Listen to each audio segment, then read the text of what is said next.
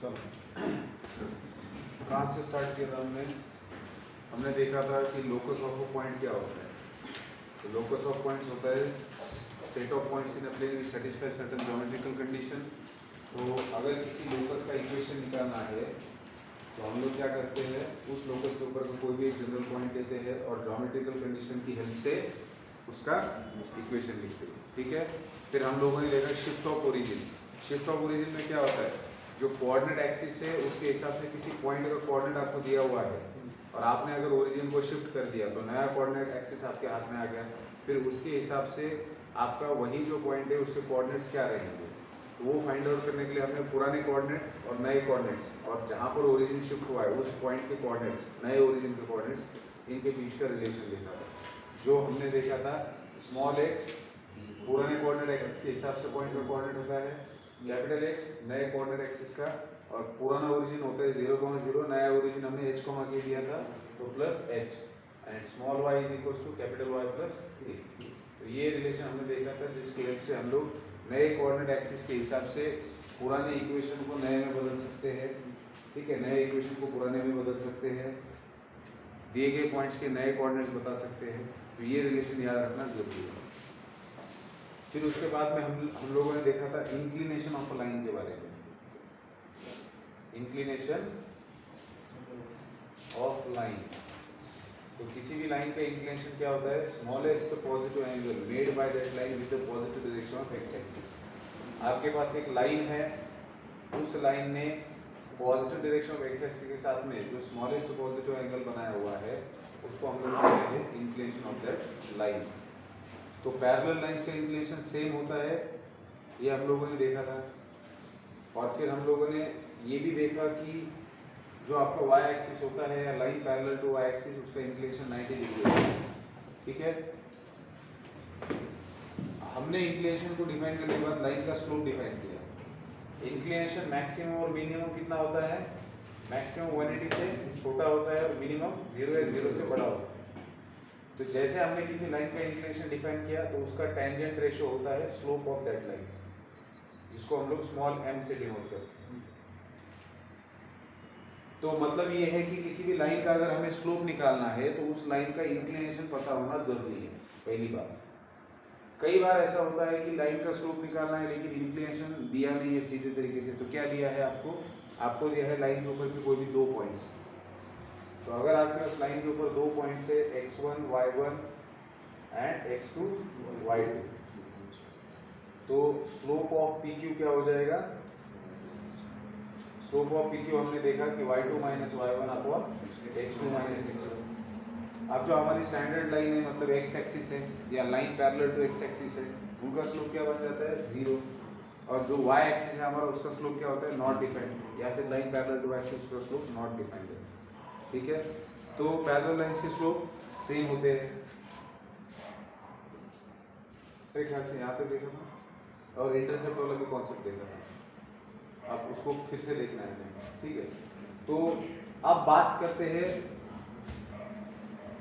Plane के अंदर जो इंक्लाइंड लाइंस है अपनी जो इंक्लाइंड लाइंस है वो अगर परपेंडिकुलर होती है तो उनके स्लोप्स के बीच में क्या रिलेशन होता है। तो मेरे पास हम लोग यहाँ पर लिखेंगे स्लोप्स ऑफ परपेंडिकुलर लाइंस। तो इस प्लेन के अंदर एक्स एक्सिस और वाई एक्सिस को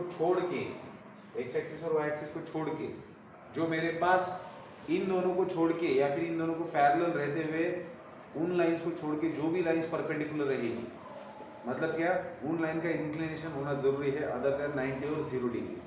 मैं ऐसी दो परपेंडिकुलर लाइन नहीं ले सकता प्लेन के अंदर जो इसी को पैरेलल आ रही है, इसी फ्रेम को सेम बना रही है।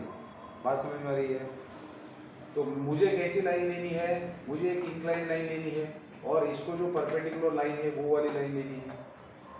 तो जैसे मान लो कि इन दोनों के बीच में 90 डिग्री का एंगल है। अब अगर ये दो लाइंस परपेंडिकुलर है प्लेन के अंदर, देखो इस लाइन का कुछ ना कुछ इंक्लिनेशन है, मान लेते θ1, इस लाइन का कुछ ना कुछ इंक्लिनेशन है, मान लेते θ2।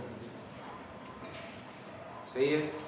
अब अगर मुझे ये θ1 है मतलब इसका स्लोप क्या हो गया tan θ1, और इसका स्लोप क्या हो गया tan थीटा 2। तो मान लेते हमने इसको बोल दिया m1 और इसको बोल दिया m2। तो अगर दो लाइंस परपेंडिकुलर है तो उनके स्लोप का रिलेशन क्या आता है? तो अगर दो लाइंस परपेंडिकुलर है तो देखिए क्या हो रहा है, ये आपका एक्सटीरियर एंगल है और इस एंगल के ये दो रिमोट इंटीरियर एंगल होते हैं। ट्रायंगल के अंदर आपके पास अगर कोई ट्रायंगल है तो उस ट्रायंगल का एक्सटीरियर एंगल क्या होता है, आपने एक साइड को एक्सटेंड कर दिया तो जो बाहर एंगल बन रहा है वो आपका क्या है, एक्सटीरियर एंगल। तो ये इस ट्रायंगल के लिए एक्सटीरियर एंगल है और इसका एडजेसेंट एंगल छोड़ के जो बाकी दो इंटीरियर एंगल्स है उनको कहा जाता है remote interior angle. Remote interior angle किसके लिए? इस एक्सटीरियर एंगल के लिए। इस एक्सटीरियर एंगल के ये दोनों होते हैं रिमोट इंटीरियर एंगल। तो थ्योरम क्या कहता है, इस एंगल का जितना मेजरमेंट होता है, मान लो मैंने थीटा कह दिया, यहाँ पे लिखा ही है ना हमने, ये थीटा 2 है, तो थीटा 2 कितना हो जाएगा 90 प्लस थीटा 1। किसी भी एक्सटीरियर एंगल का मेजरमेंट उसके रिमोट इंटीरियर एंगल के मेजरमेंट के एडिशन के बराबर होता है। तो इसका मेजरमेंट किसके बराबर हो गया, दिस प्लस दिस। अब यहाँ पर भी एक ट्रायंगल बन रहा है, इस ट्रायंगल में ये एक्सटीरियर एंगल है, इसके ये दो रिमोट इंटीरियर एंगल हो गए, तो थीटा 2 इक्वल्स टू आपके पास क्या आ गया, थीटा 1 प्लस 90 आ गया। अब क्योंकि ये दोनों एंगल्स इक्वल है तो दोनों के कोई भी आप रेशियो लेंगे तो इक्वल रहेगा, तो मैंने दोनों का tan रेशियो ले लिया क्योंकि मुझे स्लोप से लेना देना है। तो दोनों तरफ tan अप्लाई कर दिया, तो tan ऑफ 90 प्लस थीटा 1। अब tan थीटा 2 मतलब क्या, स्लोप m2 से डिनोट करेंगे और यहाँ पर क्या आएगा tan ऑफ 90 प्लस थीटा। देखिए जब पाई होता है तो रेशियो एज इट इज रहता है, लेकिन पाई बाय 2 होता है तो रेशियो चेंज हो जाता है। तो tan का बन जाएगा cot और ये बन जाएगा, ये तो थीटा 1 एज इट इज रहेगा, लेकिन 90 प्लस थीटा 1 ये जो एंगल है ये सेकंड क्वाड्रेंट में जा रहा है, तो सेकंड क्वाड्रेंट में tan नेगेटिव होता है, इसलिए यहाँ पर नेगेटिव का साइन आएगा। अब आप लोग m2 इज इक्वल टू आपके पास आ गया -1 tan थीटा 1। मैंने इसका रेसिप्रोकल ले लिया, कॉट का रेसिप्रोकल क्या होता है tan, क्यों, क्योंकि मुझे स्लोप चाहिए। अब tan थीटा 2 क्या, tan थीटा 1 क्या है आपका m1 है, तो आपने क्या लिख दिया m2 is equal to -1/m1। तो दैट इज आपको क्या मिला, m1 into m2 is equal to -1। तो m1 m2 क्या थे, slope of the two perpendicular line थे। तो जब भी आपके पास दो परपेंडिकुलर लाइन रहेंगी तो उनके स्लोप का मल्टीप्लिकेशन क्या होगा, -1 होगा। So when we have two parallel lines, slopes are same, and when we have two perpendicular lines, multiplication of their slopes is -1। आई बात समझ में, ठीक है। हाँ, तो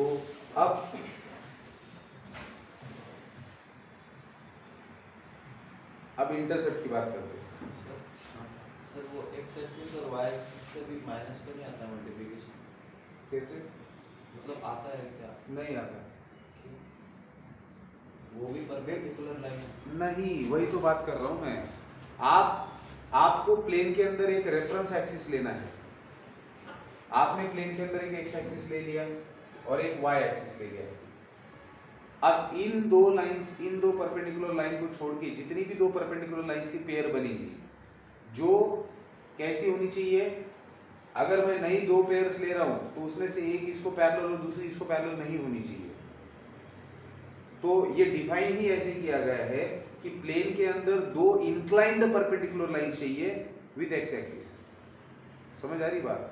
ये बहुत बार ऐसा कंफ्यूजन होता है कि जब हम कहते हैं कि whenever we have two perpendicular lines in plane, then slope of these two lines, multiplication of slope is -1। तो हमें लगता है कि x और y एक्सिस का जो मल्टीप्लिकेशन, बहुत सीधी सी बात है, x एक्सिस का स्लोप क्या है 0, इसका स्लोप क्या है 0, तो आप 0 × ∞ -1 बोलोगे, इसके लिए है ही नहीं वो। आप लाइन ले रहे हो तो स्लोप त्यासाठी -1 होतं।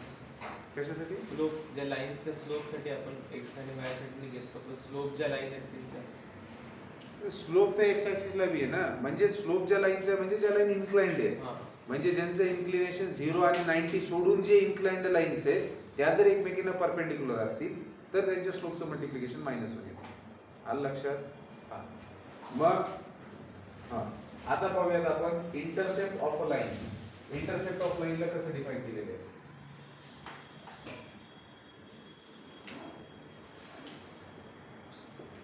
एक गोष्ट लक्षात घ्या, इंटरसेप्ट ऑफ अ लाईन चा जो कॉन्सेप्ट आहे हा व्यवस्थित समजून घ्या, ह्याच्यामध्ये कन्फ्युजन असतं कामा नये. इंटरसेप्ट दोन पद्धतीचे असतात आपल्याकडे, एक असतो एक्स इंटरसेप्ट आणि दुसरा असतो वाय इंटरसेप्ट. एक्स इंटरसेप्ट अपन कुणाला म्हणणार, एक्स इंटरसेप्ट हम किसको कहेंगे कि आपके पास प्लेन में एक्स एक्सिस और वाई एक्सिस है, आपने एक लाइन ड्रॉ कर दी, आपने एक लाइन ड्रॉ कर दी. अब ये लाइन एक्स एक्सिस को कहां कट कर रही है, जिस भी पॉइंट में कट करेगी उस पॉइंट के कोऑर्डिनेट्स क्या रहेंगे, y कोऑर्डिनेट 0 रहेगा क्योंकि x एक्सिस के ऊपर कट कर रही है, x एक्सिस के ऊपर के हर एक पॉइंट का y कोऑर्डिनेट 0 होता है. तो मान लेते हैं कि ये लाइन x एक्सिस को जहां कट कर रही है उसका कोऑर्डिनेट a, 0 है. तो इस लाइन का x इंटरसेप्ट क्या हो गया, लाइन x एक्सिस को कट कर रही है, जिस पॉइंट में कट कर रही है उसका x कोऑर्डिनेट मतलब हो गया x इंटरसेप्ट. ये क्या हो गया, x इंटरसेप्ट. अब आपकी लाइन नेगेटिव x एक्सिस को भी तो कट कर सकती है ना, तो यहां पर कट कर रही है तो पॉइंट का कोऑर्डिनेट क्या आ रहा है, -a, 0.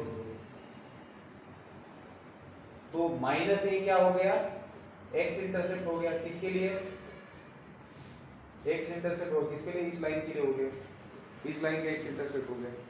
अब अगर कोई line parallel to x axis है तो वो तो कट ही नहीं कर रही है, कट कर रही है क्या वो, तो जो लाइन x एक्सिस को पैरेलल होती है उसका इंटरसेप्ट होगा क्या कोई, उसका x इंटरसेप्ट डिफाइन कर सकते हो क्या, तो line parallel to x axis has no x intercept. जो line parallel to x axis है उस लाइन का x इंटरसेप्ट होगा ही नहीं, क्योंकि इंटरसेप्ट कब मिलता है, जब वो लाइन x एक्सिस को कट करती है तो उसका x इंटरसेप्ट मिलता है. आ रही बात समझ में. अब बात करते हैं y इंटरसेप्ट की. यहां पे लिख देता हूं मैं, if a line is parallel to x axis then it has no x intercept. ये सही है क्या अंग्रेजी, जो भी हो मतलब समझ में आ रहा है, ठीक है. There is no x intercept, या फिर क्या क्या इट डज नॉट हैव, ठीक है जो भी है. अब बात करते हैं y इंटरसेप्ट की. y इंटरसेप्ट का मतलब क्या, कि आपकी लाइन जो है वो, अब देखो ये लाइन x एक्सिस को भी कट करेगी, लेकिन अभी हम y इंटरसेप्ट की बात कर रहे हैं इसलिए मैं सिर्फ इसको y के ऊपर ही फोकस हूँ. अब ये लाइन y एक्सिस को जहां कट कर रही है वो पॉइंट तो y एक्सिस के ऊपर है, तो उसका कोऑर्डिनेट कैसा रहेगा, उसका x कोऑर्डिनेट 0 रहेगा. एक y एक्सिस पे जितने भी पॉइंट्स होते हैं उनका x कोऑर्डिनेट 0 होता है, तो इस पॉइंट का कोऑर्डिनेट होगा 0, b. तो ये जो b है ये बन गया आपका y इंटरसेप्ट.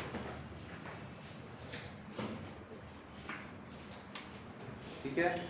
अब अगर आपकी लाइन y एक्सिस को माइनस नेगेटिव y एक्सिस में कट करती है तो इसका कोऑर्डिनेट क्या रहेगा, 0, -b. तो ये हो गया y intercept.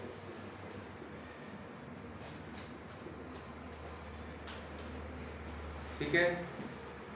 Now if a line is parallel to y axis then it has no y intercept. मतलब उसका y इंटरसेप्ट रहेगा क्या, नहीं रहेगा. तो अगर लाइन x एक्सिस को, देखो लाइन अगर x एक्सिस को पैरेलल है तो उसको y इंटरसेप्ट रहेगा. लाइन x एक्सिस को पैरेलल निकाली मैंने, वो x एक्सिस को नहीं कट करेगी लेकिन y एक्सिस को कट करेगी. अगर y एक्सिस को कट कर रही है तो y इंटरसेप्ट है. लाइन अगर y एक्सिस को पैरेलल है, लाइन y एक्सिस को पैरेलल है तो y इंटरसेप्ट तो नहीं रहेगा, क्योंकि इंटरसेप्ट आने के लिए उसको y एक्सिस को कट करना पड़ेगा. तो लाइन y एक्सिस को पैरेलल है तो उसको इंटरसेप्ट नहीं मिलेगा, लेकिन लाइन y एक्सिस को पैरेलल है तो उसका x इंटरसेप्ट मौजूद है. समझ आ रही बात. तो अब अगर मान लो कोई लाइन ओरिजिन से पास होती है, if a line passes through origin then its x intercept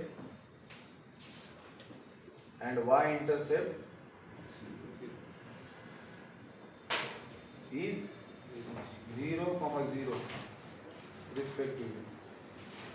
क्यों? क्योंकि आपकी लाइन ओरिजिन से पास हो रही है, तो वो एक्स एक्सिस को कहाँ कट कर रही है? 0,0 में, और वाई एक्सिस को भी कहाँ कट कर रही है? 0,0 में। तो एक्स इंटरसेप्ट भी 0 बन गया और वाई इंटरसेप्ट भी 0 बन गया। आ रही बात समझ में? ठीक है। तो बेटा slope of line, inclination of line, फिर slope of parallel line same होते हैं, ये मैंने बताया था। इसलिए स्लोप ऑफ परपेंडिकुलर लाइन का रिलेशन यहाँ पे होता है, और यहाँ पे इंटरसेप्ट वाली लाइन, इंटरसेप्ट ऑफ लाइन वाला किस्सा खत्म हो चुका है। ठीक है, लिख लो।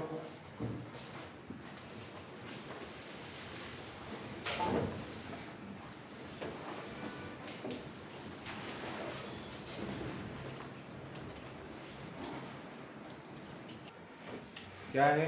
Acute angle between two lines, दो लाइंस के बीच का एंगल आपको फाइंड आउट करना है। तो आपके पास दो लाइंस है, एक्स एक्सिस है और वाई एक्सिस है। इसके अलावा आपके पास है दो लाइन, ठीक है। अब इन दो लाइंस ने जब एक दूसरे को इंटरसेक्ट किया, तो यहाँ पर दो तरीके के एंगल बन रहे हैं, एक एक्यूट बन रहा है और एक ऑब्ट्यूज बन रहा है। तो हम लोग फॉर्मूला लिख रहे हैं एक्यूट एंगल फाइंड आउट करने के लिए। एक बार एक्यूट मिल गया तो ऑब्ट्यूज आप 180 में से सब्ट्रैक्ट करके ऑब्टेन कर सकते हो। जैसे मान लो ये एंगल अगर 30 डिग्री है, तो ये अपने आप कितना बन जाएगा? 150। रीजन क्या है? ये लीनियर पेयर है, ये लीनियर, ये लाइन है और ये जो लाइन है उसको इंटरसेक्ट कर रही है। तो यहाँ पर एक एंगल और दूसरा एंगल, ये दोनों लीनियर पेयर बना रहे हैं एडजेसेंट एंगल से। ठीक है, तो लीनियर पेयर में जब एंगल्स होते हैं तो उनका एडिशन कितना आता है? 180 होता है। तो एक्यूट आपको जैसे मिल जाएगा वैसे आप ऑब्ट्यूज निकाल सकते हो 180 माइनस थीटा करके। तो आपका टारगेट है कि ये एंगल निकालना, तो मैं इसको थीटा बोल देता हूँ। जब भी दो लाइंस प्लेन के अंदर इंटरसेक्ट करेगी तो आपको उन दोनों के बीच का अगर एक्यूट एंगल निकालना है तो उसके लिए हमारे पास क्या फॉर्मूला है?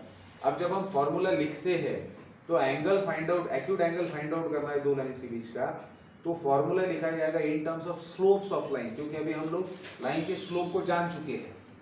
मेरे पास जो दो लाइन आपस में इंटरसेक्ट हो रही है, तो ये लाइन है, इसका कुछ ना कुछ इंक्लिनेशन रहेगा, ये दूसरी लाइन है, इसका भी कुछ ना कुछ इंक्लिनेशन रहने वाला है। ठीक है, आ रही बात समझ में? हाँ, अब मुझे क्या करना है? मुझे थीटा निकालना है। अब क्योंकि इस लाइन का इंक्लिनेशन थीटा 1 है, तो इसका स्लोप मैं क्या कहूंगा?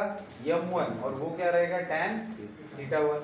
और इस लाइन के स्लोप को मैं m2 से डिनोट करूंगा, और वो क्या रहेगा? tan theta 2। अब अगर मुझे इन दोनों के बीच का एक्यूट एंगल फाइंड आउट करना है, तो मैं अगेन रिमोट इंटीरियर एंगल वाला कॉन्सेप्ट यूज करूंगा कि ये एक्सटीरियर एंगल है और इस एंगल के ये दो रिमोट इंटीरियर एंगल है। तो रिमोट इंटीरियर एंगल थ्योरम क्या कहता है? किसी भी ट्रायंगल का जो एक्सटीरियर एंगल होता है उसका मेजरमेंट उसी एंगल के दो जो रिमोट इंटीरियर एंगल है उससे एडिशन के बराबर होता है। तो इस एंगल का मेजरमेंट इन दो एंगल के बराबर होता है किसी भी ट्रायंगल के अंदर। ये एक्सटीरियर एंगल है और इस एंगल की रिमोट इंटीरियर एंगल है। तो थीटा 2 का जो मेजरमेंट होता है वो थीटा प्लस थीटा 1 के बराबर होता है। आ रही बात समझ में? ठीक है, हाँ। अब क्या करना है आपको?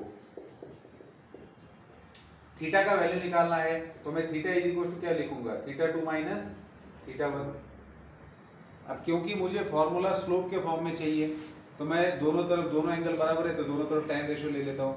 तो मैंने दोनों तरफ tan रेशियो लगा दिया, tan theta is equal to tan of theta 2 minus theta 1। अब tan थीटा मतलब क्या? थीटा मतलब क्या? Acute angle between two intersecting lines, जिसको मुझे फाइंड आउट करना है। तो लेफ्ट हैंड साइड को मैं हाथ ना लगाऊं। अब फॉर्मूला आता है कंपाउंड एंगल का, tan of a minus b का फॉर्मूला क्या होता है? tan a minus tan b upon 1 minus tan a। देखो किसी ने गलत बोल दिया, 1 plus tan a minus tan b upon 1 plus tan a tan b। लेकिन हमें पता है कि tan थीटा 2 मतलब क्या है? m2, tan थीटा 1 मतलब क्या है? m1 divided by 1 plus m2 m1 या m1 m2 कुछ भी बोलिए। तो ये आपका tan थीटा हो गया। अब दिक्कत कब आती है पता है? अब m2 माइनस m1 का मतलब क्या है? m2 माइनस m1 का मतलब क्या है? कि m2 जो यहाँ पर दिखाई दे रहा है उसका स्लोप क्या है? नेगेटिव आएगा, क्योंकि ऑब्ट्यूज एंगल है। और m1 का स्लोप पॉजिटिव है लेकिन नेगेटिव साइन लगा हुआ है, तो पूरा वैल्यू क्या बनेगा? नेगेटिव आएगा। लेकिन हम लोग तो एक्यूट एंगल फाइंड आउट कर रहे हैं, तो tan थीटा का वैल्यू अगर नेगेटिव आ रहा है तो हमें ऑब्ट्यूस एंगल मिल जाएगा, हमें तो पॉजिटिव चाहिए। तो हो सकता है कि आप जिन दो लाइंस के बीच का एक्यूट एंगल निकाल रहे हो उन दो लाइंस के स्लोप जो है वो अगर आप इस तरीके से लेते हो कि उसका ये वाला वैल्यू नेगेटिव आता है तो आप ऑब्ट्यूस एंगल की तरफ चले जाओगे। तो करना क्या है, m2 माइनस m1 जो है tan theta is equal to, आप लोग इसको मॉड के अंदर डाल दो ताकि फिर आप m1 माइनस m2 लिखो या फिर m2 माइनस m1 लिखो, मॉड के बाहर जब आएगा तो पॉजिटिव निकल के आएगा। बात समझ आ रही है? अगर मैं इसी में से माइनस साइन कॉमन निकालता हूँ, अगर मैं इसको मान लो मैंने ऐसे लिखा, मॉड हटा दिया और मैंने माइनस साइन कॉमन लिया, इसमें से मैंने माइनस साइन कॉमन लिया, तो tan थीटा की आपको दो वैल्यूज मिल रही ना, ये वाली पॉजिटिव है और ये वाली नेगेटिव है, मतलब tan थीटा क्या आ रहा है, प्लस और माइनस आ रहा है, ऐसा भी बोल सकते हो m1 minus m2 upon 1 plus m1 m2। अब आपने ये कैलकुलेशन कर दिया और ये नेगेटिव भी आ गया, तो जब आप मॉड हटाएंगे तो उसको पॉजिटिव लेंगे तो उससे आपको क्या मिल जाएगा, एक्यूट एंगल मिल जाएगा। तो आपका फॉर्मूला क्या बना, acute angle between two intersecting lines find out करने के लिए tan theta is nothing but mod के अंदर m1 minus m2 upon 1 plus m1 m2। ठीक है, और फिर जो ऑब्ट्यूस एंगल निकालना है, ऑब्ट्यूस एंगल कैसे निकालेंगे, उन्हीं दो लाइंस के बीच का ऑब्ट्यूस एंगल कैसे निकालेंगे, 180 माइनस थीटा करके निकालेंगे। तो मतलब क्या समझ में आया आपको कि अगर दो इंटरसेक्टिंग लाइंस के बीच का एक्यूट एंगल फाइंड आउट करना है तो आपको उन दो लाइंस के स्लोप्स पता होना जरूरी है। याद रखना, जब मैं पेयर ऑफ स्ट्रेट लाइन पढ़ाऊंगा तो उसमें आपको दो तरीके के इक्वेशंस है, ax square plus twice hxy plus by square plus 2gx plus 2fy plus c is equal to 0। This is general equation of second degree in x and y। ये pair of straight line को तभी represent करता है जब एक determinant 0 होता है and h square minus ab greater than और इक्वल टू 0 होता है। तो ये equation pair of straight line को मतलब दो लाइंस को रिप्रेजेंट तभी करेगा जब ये दो कंडीशन सेटिस्फाई होगी। लेकिन अगर मैं आपको सवाल पूछता हूं कि बेटा आपके पास ये इक्वेशन दिया है which is representing pair of straight lines, find the acute angle between these two lines, ये भी तो दो लाइन है ना, ये भी तो दो लाइन है। अब उस समय अगर मैं ये वाला फॉर्मूला इस्तेमाल करता हूं तो मैं बहुत लंबी प्रोसेस में चला जाऊंगा। क्यों? क्योंकि इस वाले फॉर्मूले में क्या दिखाई दे रहा है आपको, ये जो दो लाइंस है जो इसके अंदर छिपी हुई है उनके स्लोप्स की बात यहाँ पर हो रही है, तो मुझे फिर इनका सेपरेट इक्वेशन निकालना पड़ेगा। This is a combined equation of two line, मुझे इनको सेपरेट करना पड़ेगा। या तो इक्वेशन ऐसा होगा या फिर सिर्फ इतना ही दिया हुआ रहेगा, homogeneous equation of second degree in x and y. तो चाहे इक्वेशन ये हो या फिर पूरा हो, दोनों के लिए आपको angle between the two lines निकालना है, तो वो हम लोग कोएफिशिएंट के फॉर्म में लिखते हैं। कुछ tan theta is equals to मेरे ख्याल से 2 times root of h square minus ab upon a plus b ऐसा आता है। तो ये जो आपने ऑब्टेन किया ये इसी से ऑब्टेन किया हुआ है, ये कोई और चीज नहीं की है आपने। इसके लिए अगर आप इसका ऑक्सिलरी इक्वेशन निकालते हो और उससे आपको जो स्लोप्स मिलते हैं, अभी मैं इसकी बात नहीं करूंगा और आप कंफ्यूजन में चले जाओगे अगर आपको याद नहीं जो पढ़ाया हुआ है, ठीक है ना, अगर वो उसके बारे में पता नहीं है।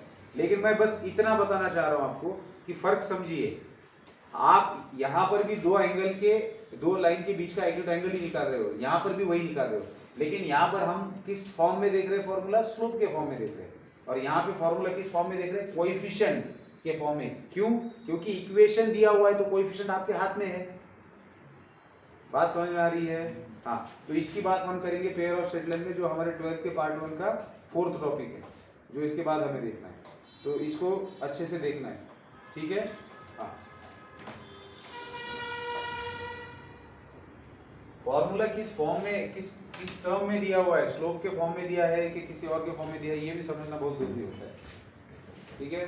हाँ, तो ये हो गया बेटा हमारा मटेरियल एक्सरसाइज 5.2 सॉल्व करने के लिए।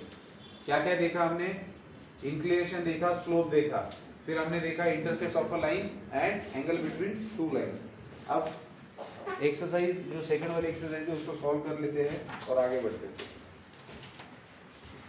बहुत आसान एक्सरसाइज है, उम्मीद मत रखना कि ऐसे क्वेश्चन पूछे जाएंगे, लेकिन इनके बगैर आगे बढ़ा नहीं जा सकता, तो इनको समझना भी जरूरी है। चलिए पहला क्वेश्चन तो आप लोग वैसे भी पढ़ चुके हो, एक्सरसाइज 5.2। पहले क्वेश्चन के अंदर क्या दिया गया है, find the slope of each of the following lines which passes through the points. 4 सब क्वेश्चन दिए हैं। पहले इसके अंदर 2 पॉइंट दिए हैं 2,-1 एंड दूसरे में दिया है 4,3। फिर दूसरे क्वेश्चन के अंदर दूसरा पहला पॉइंट है -2,3 एंड दूसरा पॉइंट है 5,7। फिर तीसरे क्वेश्चन के अंदर 2,3 एंड एफ है 2,-1। चौथे क्वेश्चन में जी है 7,1 एंड एच है -3,1। अभी आपका पहला क्वेश्चन है, क्वेश्चन नंबर 1, जिसके अंदर ये 4 सब क्वेश्चन दिए। आपको क्या कहा गया है कि ये जो पॉइंट जिस लाइन पर उस लाइन का स्लोप निकालिए, मतलब ए बी का स्लोप निकालना है, सी डी का स्लोप निकालना है, ई एफ का स्लोप निकालना है, जी एच का स्लोप निकालना है। कैसे निकालेंगे, y2 - y1 upon x2 - x1। तो अगर मुझे पहले क्वेश्चन का आंसर लिखना है, that is slope of A B, slope of A B लिखना है, मतलब ए बी के ऊपर के 2 पॉइंट्स मौजूद है, तो y2 - y1 मतलब क्या होगा 3 minus of -1 divided by x2 - x1 मतलब क्या 4 - 2। ये क्या बन जाएगा 4/2 दैट इज इक्वल टू 2। तो इस क्वेश्चन से वो क्या समझाना चाह रहे हैं आपको कि अगर आपके पास किसी भी लाइन के ऊपर के 2 पॉइंट्स मौजूद है तो उस लाइन का आप स्लोप निकाल सकते हो by using formula y2 - y1 upon x2 - देखो यहाँ पर लाइन का स्लोप निकालने के पास आपके लिए एंगल दिया हुआ है क्या, इंक्लिनेशन दिया है क्या, नहीं। इंक्लिनेशन की जगह क्या दिया है 2 पॉइंट्स दिए हैं। तो 2 पॉइंट्स अगर लाइन के ऊपर के दिए तो स्लोप निकालने के लिए फॉर्मूला क्या है हमारे पास y2 - y1 upon x2 - x1। दो ही तरीके से लाइन का स्लोप निकाला जा सकता है। एक तो लाइन का इंक्लिनेशन पता है तो सीधा tan ऑफ दैट एंगल, अगर इंक्लिनेशन की जगह 2 पॉइंट दिए हैं तो इसका यूज करेंगे, खत्म। बाकी बचे 3 आप लोग देख लो। Question number 2।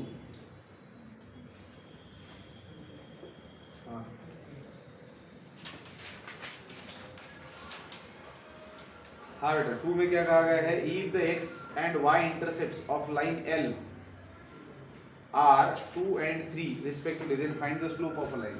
देखिए एक लाइन है जिसका x इंटरसेप्ट और y इंटरसेप्ट दिया हुआ है, मैं डायग्राम के थ्रू बताने की कोशिश करता हूँ। एक लाइन है उसका x इंटरसेप्ट और y इंटरसेप्ट। अच्छा, इंटरसेप्ट वाले पॉइंट में ये बात आपको समझ में आ गई कि आपका जो x इंटरसेप्ट और y इंटरसेप्ट होता है वो रियल नंबर होता है, मतलब वो पॉजिटिव हो सकता है, 0 हो सकता है, नेगेटिव हो सकता है, कुछ भी हो सकता है, ठीक है।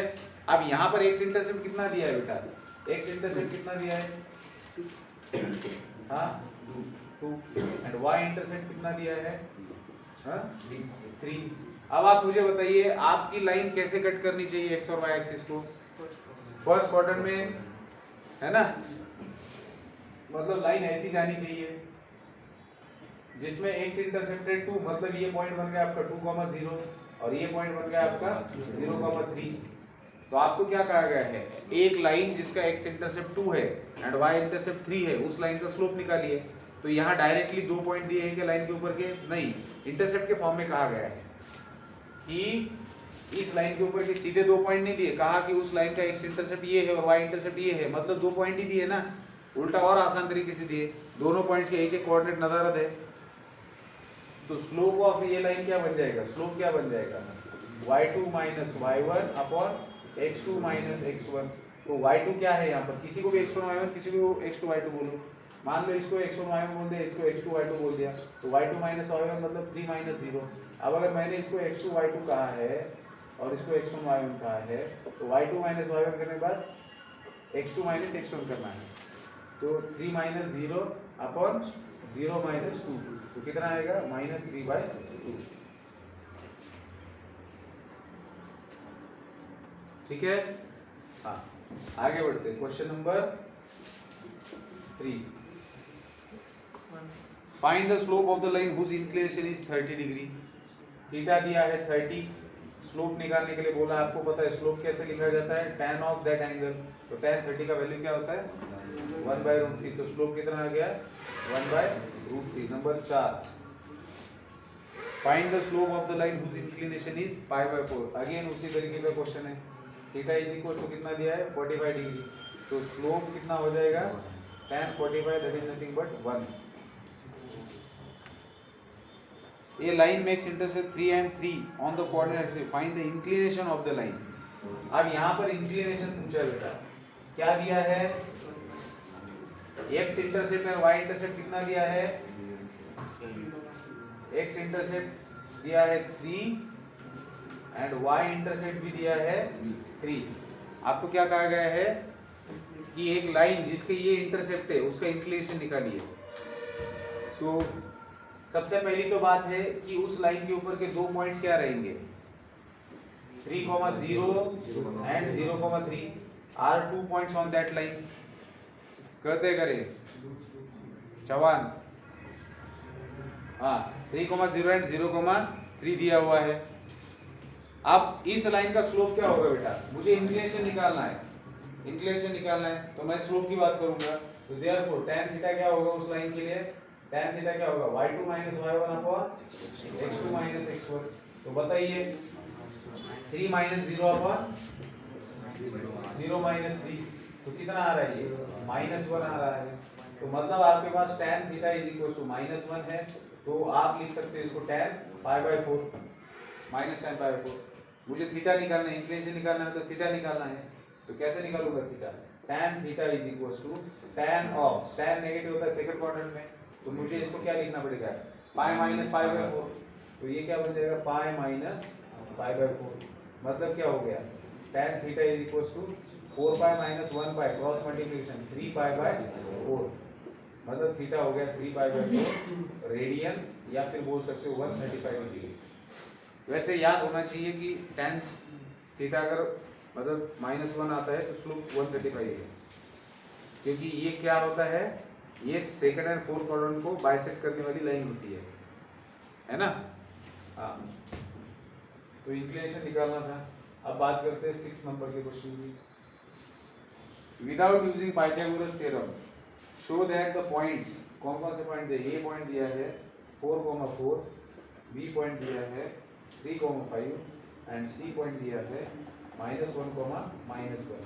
तो ते काय म्हणतात, without using Pythagoras theorem show that these 3 points are the vertices of a right angle triangle.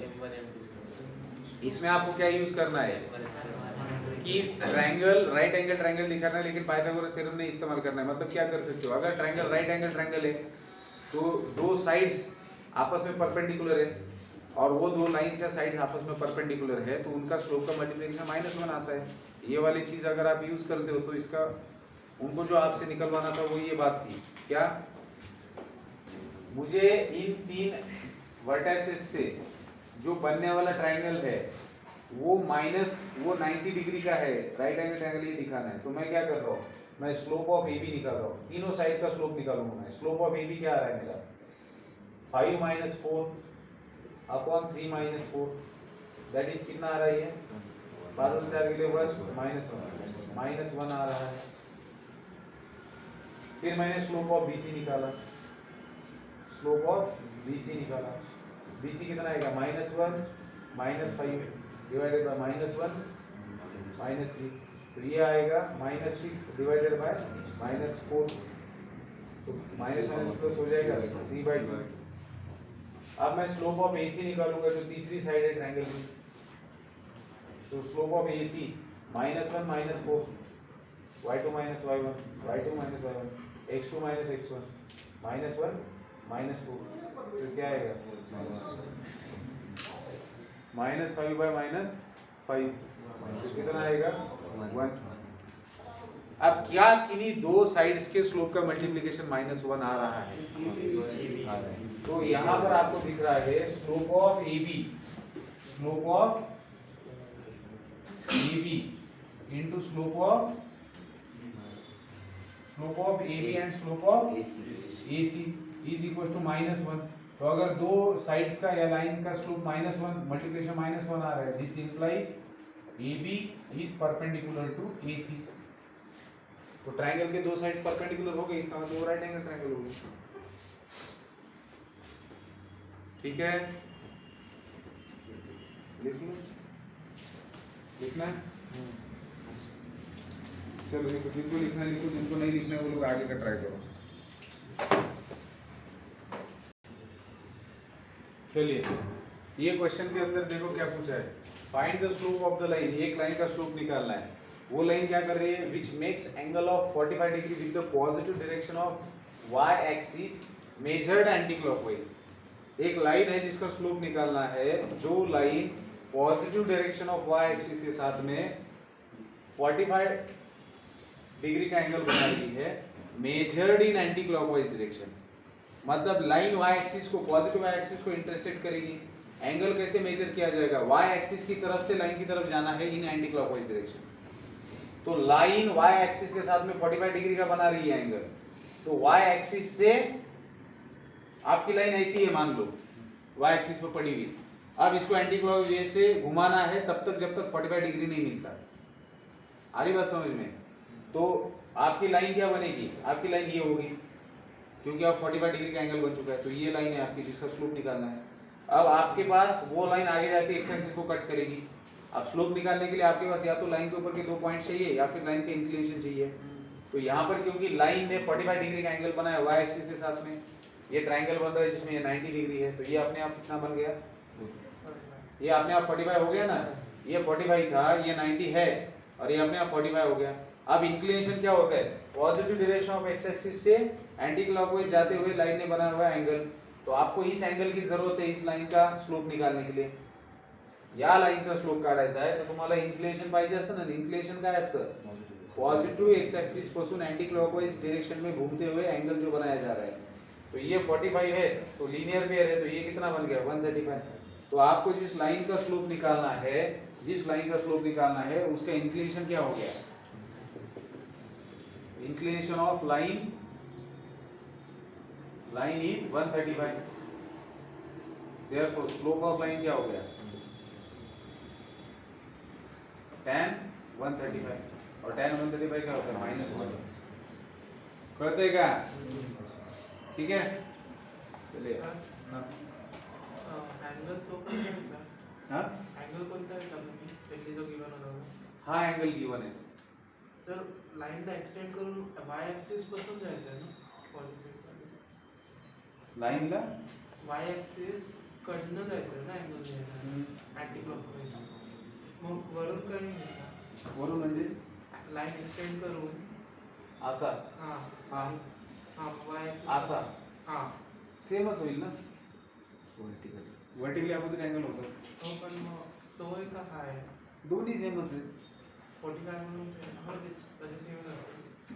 तुम्ही हे पहा, तुमची लाईन ते इन्फायनाइट आहे, तुम्ही हा एंगल धरला समजा, बरोबर आहे।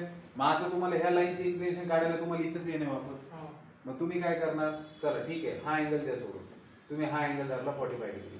आता तुम्ही लाईनला एक्सटेंड केलं, आता तुम्हाला हे इंक्लिनेशन पाहिजे, तुम्ही वर्टिकली अपोजिट एंगल जॉमेट्री मध्ये कॉन्सेप्ट वापरता, हा बनणार 45 डिग्री।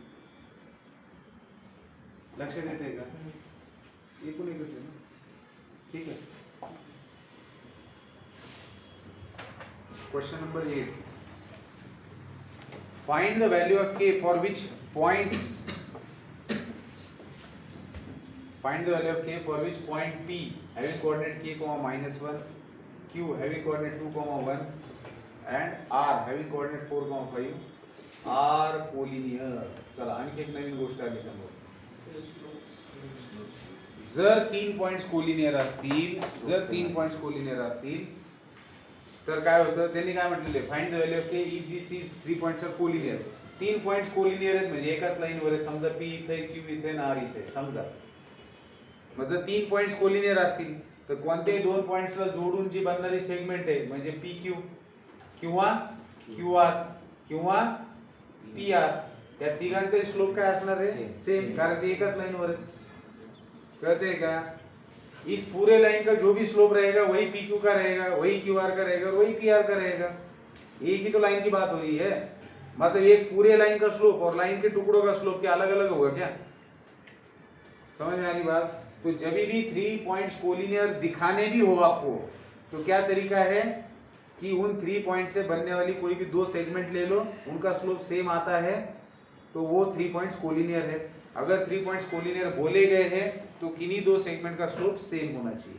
तो क्योंकि यहाँ पर PQR ये 3 पॉइंट्स कोलिनियर है, तो आप क्या बोल सकते हो, slope of PQ, slope of PQ is equal to slope of QR।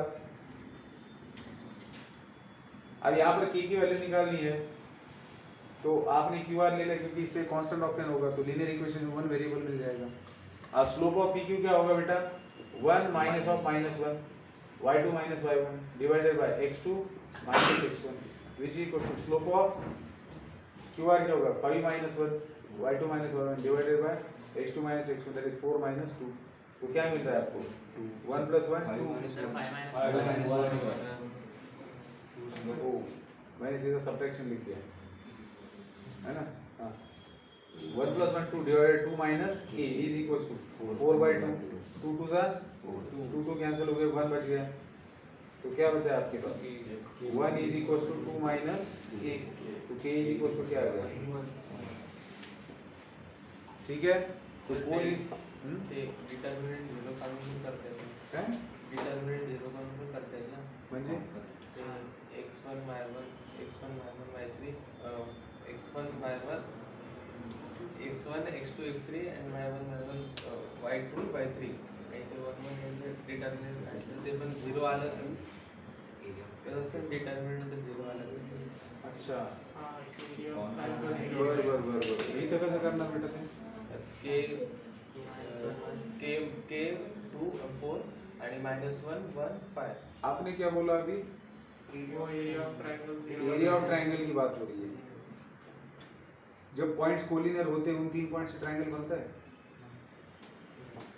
तो तर पण ते डिटरमिनेंट असते पोलॅरिटी साठीच असतं, जर त्यांचा 0 आले डेल्टा देतो डिटरमिनेंट। अच्छा वो वाली बात करो कि ट्रायंगल का एरिया अगर 0 आता है, हां बेटा जब घी सीधी उंगली से निकले तो उंगली टेढ़ी क्यों करेंगे,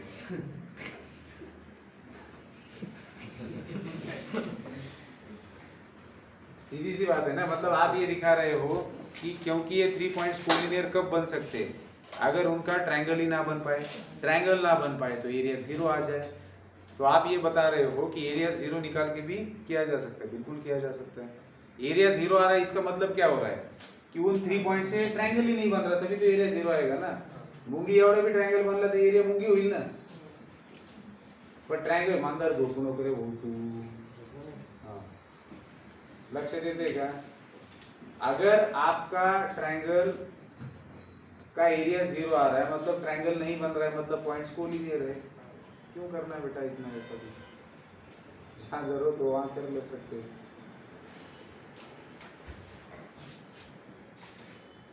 हाँ लेकिन ठीक है, सही बात बोली, नींद में से उठ के आदमी सही बात बोलता है, झोपले होते थे खतरनाक। Find the acute angle between the x-axis and the line joining the points. X-axis and line joining the points, कौन से पॉइंट को ज्वाइन कर रही है लाइन, A है 3,-1 and B है 4,-2। ये लाइन है आपकी, इसका एक्स एक्सिस के साथ में आपको क्या निकालना है, एक्यूट एंगल निकालना है। ये लाइन एक्स एक्सिस को कट कर रही है और इसका आपको एक्स एक्सिस के साथ का क्या एंगल निकालना है, एक्यूट एंगल निकालना है। कैसे निकालेंगे, इस लाइन का स्लोप क्या आता है, स्लोप ऑफ लाइन क्या आएगा,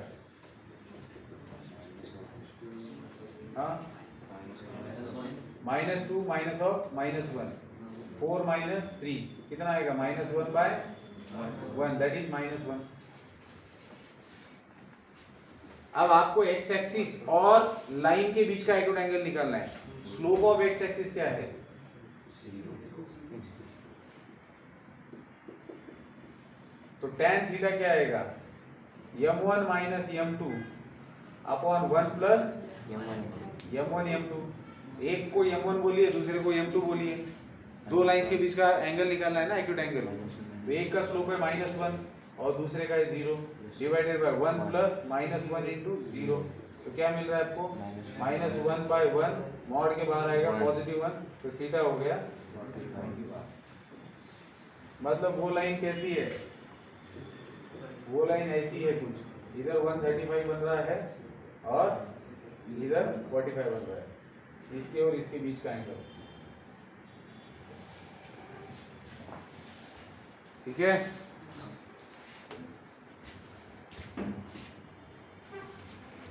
क्वेश्चन नंबर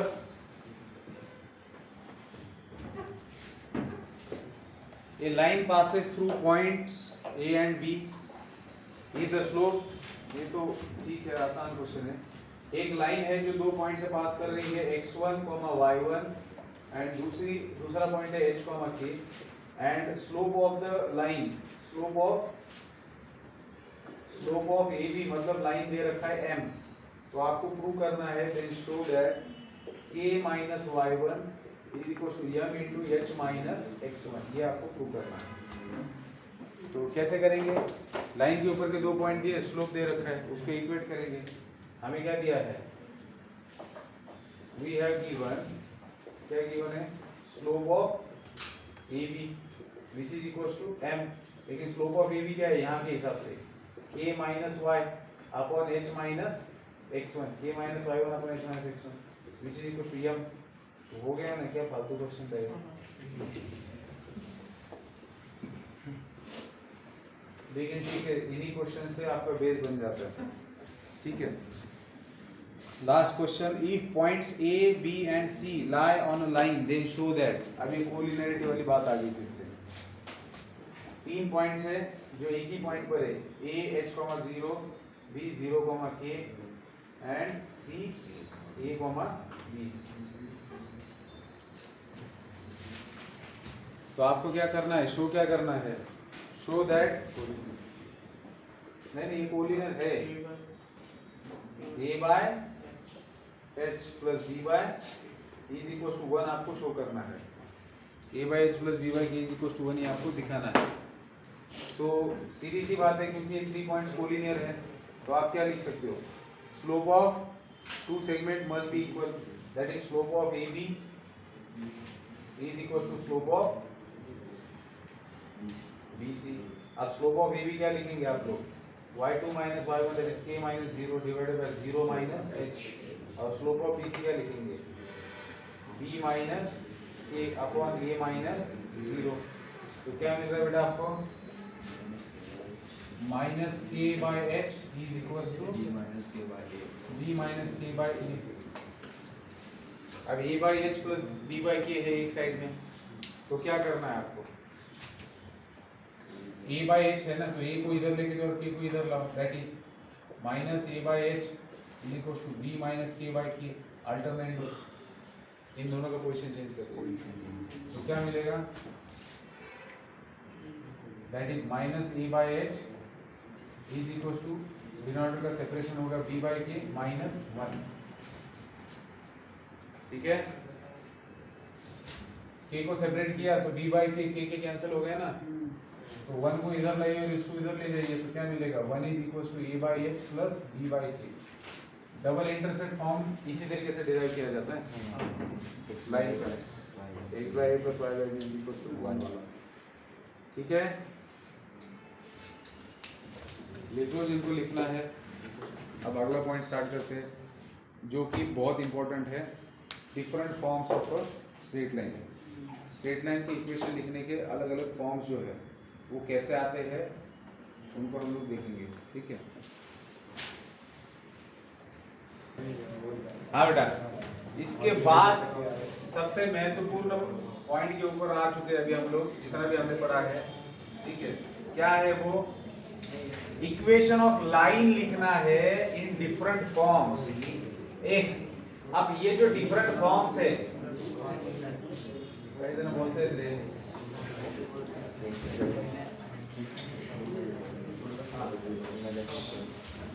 आपको क्या करना है? लाइन का इक्वेशन लिखना है इन डिफरेंट फॉर्म। अलग अलग फॉर्म में आपके पास लाइन की इक्वेशन है। अभी अलग अलग फॉर्म देने की जरूरत क्यों पड़ी? क्योंकि डेटा हर टाइम अलग अलग गिवन रहेगा, उसके हिसाब से आप लाइन का इक्वेशन लिख सकते हो। अब जो लाइन से रिलेटेड आप लोगों ने चीजें सीखी है, उसका इस्तेमाल करना है लाइन का इक्वेशन लिखते समय, और ध्यान में रखना है आपको क्या चीज दी हुई है, उसके हिसाब से आप जल्दी से जल्दी लाइन का इक्वेशन लिख पाएंगे इन डिफरेंट फॉर्म्स की हेल्प से। तो सबसे पहला फॉर्म जो आता है वो स्लोप पॉइंट फॉर्म आता है। कौन सा? Slope point form. लेकिन इसके पहले अब मैं बात करना चाहूंगा आपसे कि लाइन जो है वो लोकस है, और लोकस का इक्वेशन हम लोग कैसे लिखते हैं, यहाँ पर ज्योमेट्रिकल कंडीशन क्या होती है, ठीक है, क्योंकि उसी का इस्तेमाल किया जाएगा लाइन का इक्वेशन लिखते समय। तो स्लोप पॉइंट फॉर्म में आने से पहले मैं ये बताना चाहूंगा कि अगर आपके पास कोई भी लाइन है तो उसका इक्वेशन कैसे लिखा जा रहा है, कौन सी ज्योमेट्रिकल कंडीशन है कि जिसको पकड़ के आप लाइन का इक्वेशन लिख रहे हो। तो जब आप कोई भी लाइन ड्रॉ करते हो तो लाइन के ऊपर मान लो आपने ये 2 पॉइंट ले लिया, तो इन 2 पॉइंट्स का जो स्लोप, इन 2 पॉइंट से बनने वाले सेगमेंट का जो स्लोप आता है, वही स्लोप आपने कोई और 2 पॉइंट ले लिए उसी लाइन के ऊपर के, ये 2 पॉइंट ले लिए मान लो, तो अगर ये 2 पॉइंट से AB और ये 2 पॉइंट से CD, तो इसका स्लोप और इसका स्लोप सेम है, BC का भी स्लोप सेम है, BD का भी स्लोप सेम है। तो ज्योमेट्रिकल कंडीशन क्या है वो कि लाइन के ऊपर के कोई भी 2 पॉइंट्स लेते हो तो उनको जोड़ने वाली सेगमेंट का जो स्लोप है वही स्लोप कई और 2 पॉइंट्स लेंगे लाइन के ऊपर तो उस सेगमेंट का भी आता है। बस इसी एक कंडीशन को इस्तेमाल करके ये इक्वेशन लिखे जा रहे हैं। अब जैसे स्लोप पॉइंट फॉर्म में क्या हो रहा है, आपको एक लाइन है जिसका इक्वेशन लिखना है, स्लोप पॉइंट फॉर्म नाम दिया है, मतलब उस लाइन का क्या पता होना चाहिए आपको, आपको लाइन का स्लोप पता है, लाइन का स्लोप पता है, और लाइन के ऊपर का एक पॉइंट आपको दे रखा है, 1 पॉइंट गिवन है। तो ऐसे सिचुएशन में आप लाइन के इक्वेशन कैसे लिखेंगे, ठीक है। अब देखो आप लाइन को रिप्रेजेंट कर रहे हो, इसका मतलब आप जनरलाइजेशन में उसका इक्वेशन लिखेंगे कि लाइन के ऊपर के इनफाइनाइट पॉइंट्स को रिप्रेजेंट कर रही हो लाइन। तो मुझे क्या करना होगा, ए तुमच्या दोघांना लय हाणणार रे, खुदल खुदल के मारूंगा रे, ते महत्वाची चर्चा चालू है नहीं, मग तो लय हाणणार। एक लाइन है बेटा, इसका इक्वेशन लिखना है, क्या गिवन है, इस लाइन का स्लोप m, इस लाइन के ऊपर का एक पॉइंट p जिसका कोऑर्डिनेट x1 y1। अब देखना कोऑर्डिनेट ज्योमेट्री में हमेशा जनरलाइजेशन में भी अगर पॉइंट गिवन है, पर्टिकुलर पॉइंट है, तो उसको आप लोग x1 y1 से डिनोट करते हो, x2 y2 x3 y3 ऐसे। और जब आपको जनरल पॉइंट चाहिए होता है तो उसका कोऑर्डिनेट हम लोग x y लेते हैं। अब मुझे इस लाइन का इक्वेशन लिखना है, मतलब मुझे लोकस का इक्वेशन लिखना है। अब इस लाइन का स्लोप क्या है बेटा, m है, और लाइन के ऊपर का एक पॉइंट दिया है, तो मुझे इस लोकस का इक्वेशन लिखने के लिए लोकस के ऊपर का एक जनरल पॉइंट लेना पड़ेगा ना। तो let p be any point on this locus, मान लेते p कोई भी एक पॉइंट है। अब हमारी कंडीशन क्या कहती है कि किसी भी 2 पॉइंट का जो स्लोप होता है वो किसी और 2 पॉइंट को जोड़ने वाले सेगमेंट के बराबर होता है। अब इसका तो स्लोप दे रखा है ऑलरेडी, तो हम लोग सीधा क्या लिख सकते हैं, इस पॉइंट को Q बोलते हैं, गिवन पॉइंट Q है और जनरल पॉइंट P है। तो आप क्या बोल सकते हैं यहाँ पर, स्लोप ऑफ PQ, जो कि कितना दिया है, m दे रखा है कुछ। अब स्लोप ऑफ PQ आप 2 पॉइंट फॉर्म से निकाल सकते, सॉरी 2 पॉइंट दिए हैं, तो लाइन का स्लोप क्या लिखेंगे आप, y minus y1 upon x minus x1 is equal to m।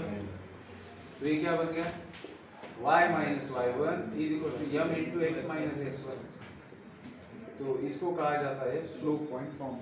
अब इस इक्वेशन को ध्यान से देखेंगे तो ये इक्वेशन कब यूज किया जाता है, when we have 1 point on the line, line के ऊपर का एक पॉइंट दिया है और उस लाइन का स्लोप दिया गया है, तो सीधा इस इक्वेशन में डाल दिया, लाइन का इक्वेशन मिल गया इन y एंड x। आई बात समझ में। स्लोप पॉइंट फॉर्म के बाद में आता है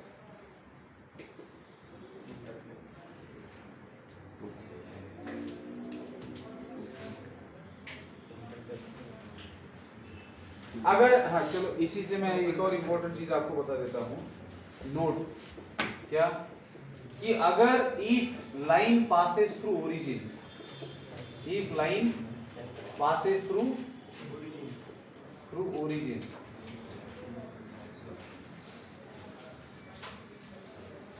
then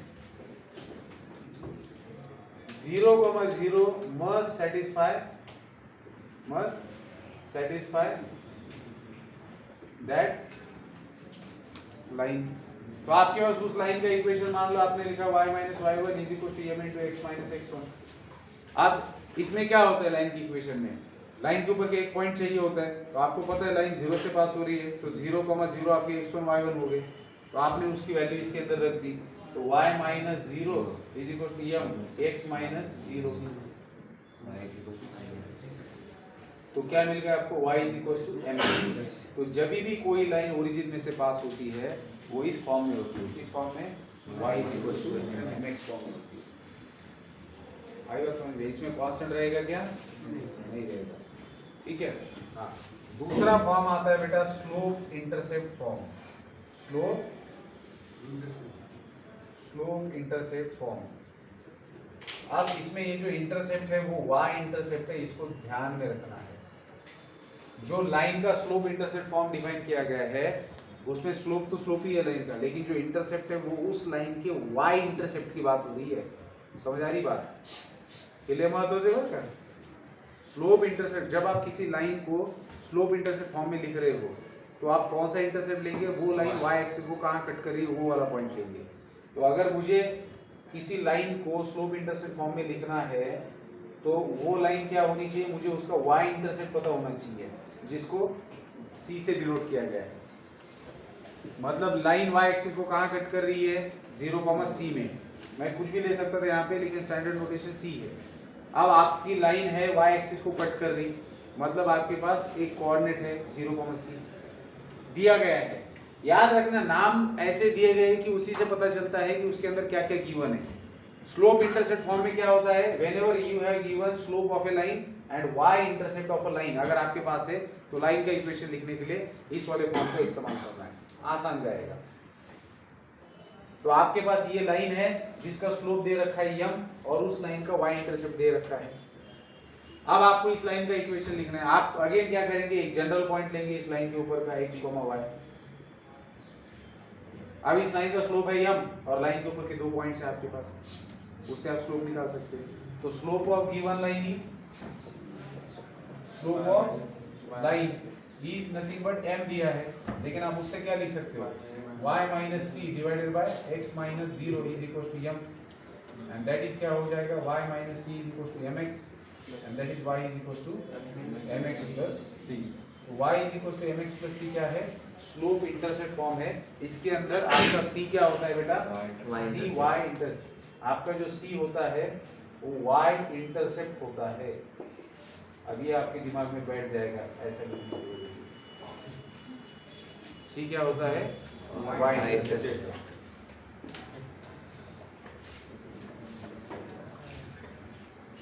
y equal to mx plus c में c क्या होता है बेटा, y